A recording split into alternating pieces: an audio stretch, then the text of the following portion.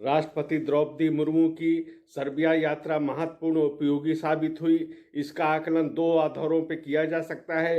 एक तो सर्बिया और भारत के बीच में संबंध मजबूत हुए, आपसी साझेदारी बढ़ी, आपसी सहयोग का विस्तार हुआ है।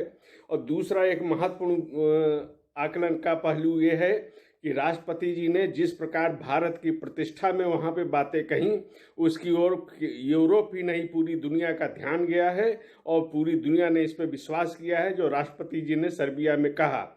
राष्ट्रपति जी ने सर्बिया में कहा कि भारत विकास की दिशा में तेजी से आगे बढ़ रहा है, विश्व शांति के लिए भारत प्रतिबद्ध है और कटिबद्धता के साथ प्रयास कर रहा है। वसुधैव कुटुंबकम का उद्घोष करने वाला भारत है और ये दुनिया को बताना चाह रहा है कि विश्व शांति के अलावा कोई विकल्प नहीं है। जो भी समस्याएं हैं दुनिया में, चाहे जिस प्रकार की अशांति की समस्याएं हो, इन सब का समाधान वार्ता से हो सकता है।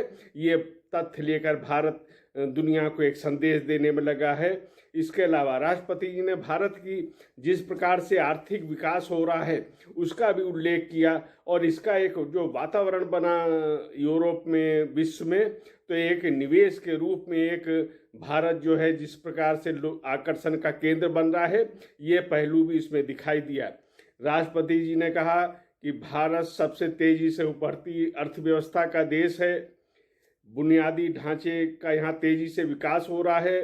2047 तक भारत विकसित देशों की श्रेणी में शामिल होगा। आज दुनिया की तीसरी बड़ी अर्थव्यवस्था की बनने की तरफ भारत अग्रसर हो रहा है। सकल घरेलू उत्पाद यहाँ पे 3,500 अरब अमेरिकी डॉलर का हो गया है और इस दिशा में आगे से बढ़ने का पूरा प्रयास भारत कर रहा है।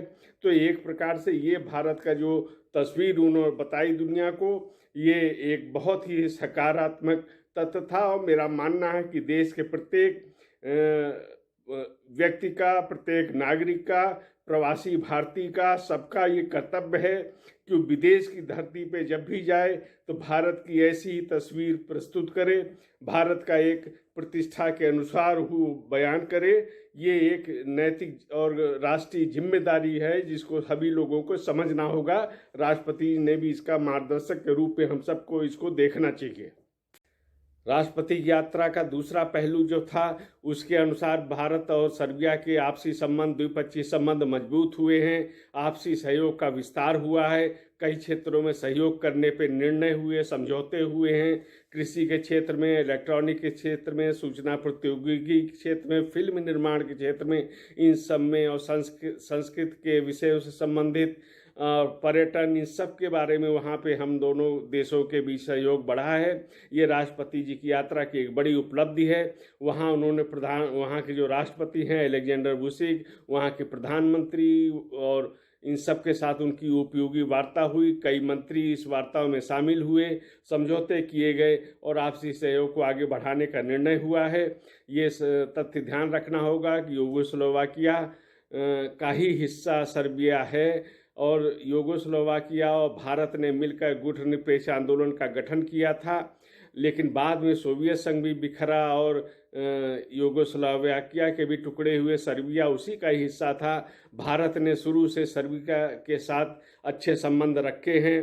प्रधानमंत्री नरेंद्र मोदी ने 2017 में सर्बिया के साथ संबंधों को बढ़ाने के संबंध में बहुत प्रमुख निर्णय लिए थे। उस दिशा में भी काम आगे बढ़ रहा है। हम कह सकते हैं कि दोनों देशों के संबंध राष्ट्रपति जी की यात्रा से और मजबूत हुए हैं और राष्ट्रपति जी पूरे दुनिया को भारत के प्रतिष्ठा के अनुरूप जो संदेश दिया है उसका स्वागत भी होना चाहिए। और इस आधार पे हम कह सकते हैं कि ये राष्ट्रपति जी की जो यात्रा है पूरी तरह सफल रही, उपयोगी रही।